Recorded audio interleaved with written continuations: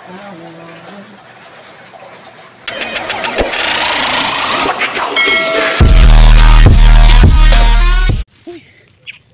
good morning guys.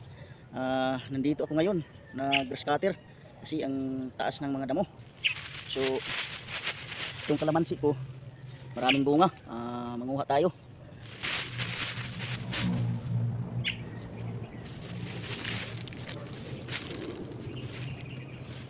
Mga kuwan na guys, mga dilaw na, parang hinog na ata ito. So kunin ko ito lahat mga kasanaol.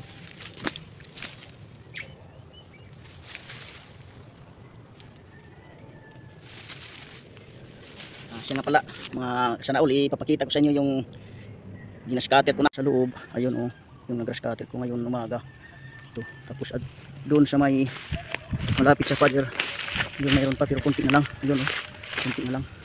So ito guys, ang grass cutter ko na kanina kasi mayroon akong video kanina pero nagka-problema yung microphone, walang audio, kaya inulit ko ito. Yun oh, hanggang siguro po, iwan ko lang kung matapos ko ito ngayon. Itong kalamansi naman oh, maraming bunga oh, laki-laki na. Tapos mayroon dito mga mga tinatawag dito sa amin na pako. Ayun oh, yun oh, pako. Kukunin ko ito para makagulay ako mamaya kasi marami dito oh. Yun oh, tinatawag ito na pako. Ito pero parang kunti lang, akala ko marami. Kunti pala, nasa harap pa lang yung nakita ko na akala ko marami. Ito dito mga guys, ang problema namatay na pala oh, kasi dinaanan ng tubig kasi maulan dito sa amin ngayon. Nakaraan ng mga buwan maulan. So ito pako, ito ang problema, kunti lang, hindi tayo makakagulay mga kasanaol. Oh, mayroon nga pero oh, guys, ayun oh, kunti lang, ilang piraso lang kukunin natin. So hindi tayo makakagulay. Oh, yun oh,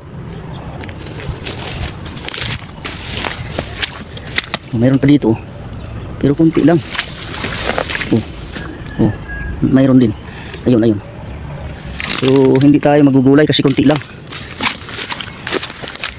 Guys oh, yun, mga malalaki na yung iba oh. So kunin ito lahat. So ti lang yung nakuha ko guys. Isang kalahating sako ay plastic pala. Pwede na siguro ito ibenta guys. Ang mura dito sa amin ng kalamansi, alam niyo murang kalamansi dito sa amin kung ikaw ang nagbibenta, pero kung ikaw ang bibili ang mahal. Okay, salamat mga guys. Umuulan na dito.